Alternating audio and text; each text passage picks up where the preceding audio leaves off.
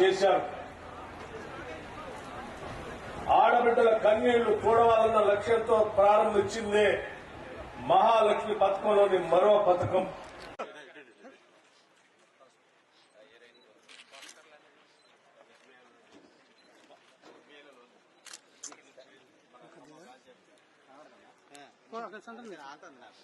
రాష్ట్ర ప్రభుత్వం ఇది మామూలు పాలన కాదు, ప్రజా పాలన, ప్రజలు కోరిన పాలన, ప్రజల ముంగిట్లోకి వచ్చిన పాలన అంటూ ఈరోజు ఈ కార్యక్రమాన్ని నిర్వహించడం జరుగుతా ఉంది. ఖమ్మం జిల్లాలో ఏ కార్యక్రమం నిర్వహించినా రాష్ట్రంలో అన్నిటికంటే ముందంజలో ఉంటుంది. అందులో ముఖ్యంగా ఖమ్మంలో సెప్టెంబర్ 17 తెలంగాణ ప్రజాపాలన దినోత్సవాన్ని జిల్లా యంత్రాంగం పకడ్బందీగా నిర్వహించడం జరుగుతా ఉంది. ఈ కార్యక్రమానికి ముఖ్య అతిథులుగా గౌరవ ఉప ముఖ్యమంత్రి వర్యులు మల్లు భట్టి విక్రమార్క గారు ఇచ్చేసి ఖమ్మం జిల్లా జనరంజక పాలనను, అభివృద్ధి సంక్షేమాన్ని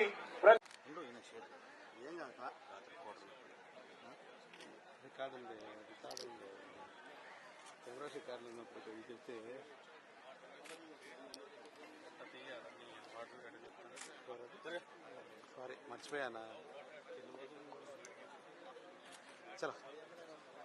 సరఫరా చేసే సీతారామ ఎత్తిపోతల పథకంలోని పంప్ హౌజులు, ప్రధాన కాలువల నిర్మాణ పనులను ప్రజాప్రభుత్వం పెండింగ్ పెట్టిన పనులను పూర్తి చేసి సాధ్యమైనంత మేరకు త్వరితగతిన అందించాలని ఆలోచన చేస్తా ఉన్నాం.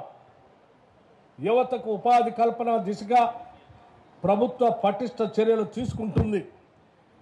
ప్రజాప్రభుత్వం ఏర్పడిన కొద్ది రోజుల వ్యవధిలోనే ఉద్యోగ నియామక ప్రక్రియలో ఉన్న ఇబ్బందులను పరిష్కరించి ప్రభుత్వ నియామక పరీక్షల ప్రక్రియ పూర్తి పారదర్శకంగా, కట్టుదిట్టంగా నిర్వహించడం జరుగుతుంది.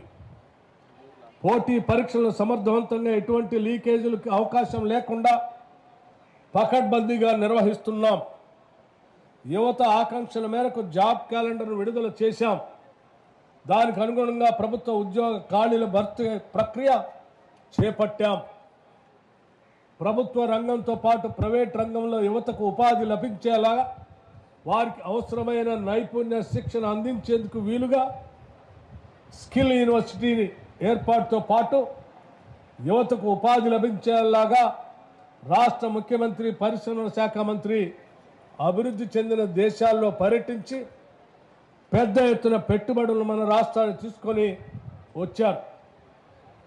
స్వయం ఉపాధి పథకాలను ప్రోత్సహిస్తూ యువతకు ఉపాధి లభించేలాగా చర్యలు తీసుకుంటున్నాం.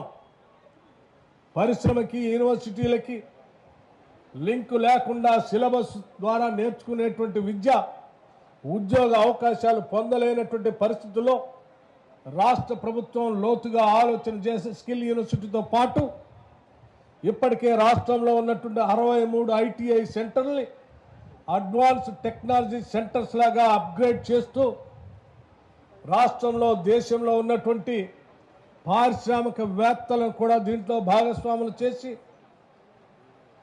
వీరందరికీ స్కిల్ ట్రైనింగ్ ఇచ్చి వాటి ద్వారా ఆ క్యాంపస్ ఇంటర్వ్యూల ద్వారానే ఉద్యోగ అవకాశాలు దొరికేటట్టుగా కూడా ముందుకు పోతా ఉన్నాం. టాటా చైర్మన్ని దీంట్లో ప్రధానంగా భాగస్వాములు చేశాం.